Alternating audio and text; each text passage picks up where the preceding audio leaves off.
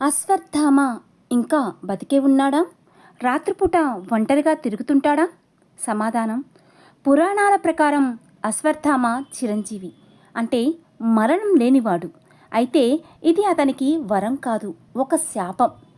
యుద్ధం ముగిశాక నిద్రిస్తున్న పాండవ పుత్రులను దారుణంగా చంపిన పాపానికి శ్రీకృష్ణుడు అశ్వత్థామను శపించాడు.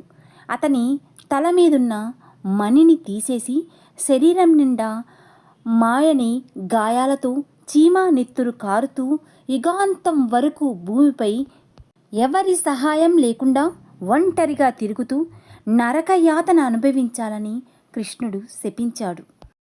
అసలు ఈ అశ్వత్థామ ఎవరు అంటే, అశ్వత్థామ శివుని అంశతో జన్మించాడని నమ్ముతారు.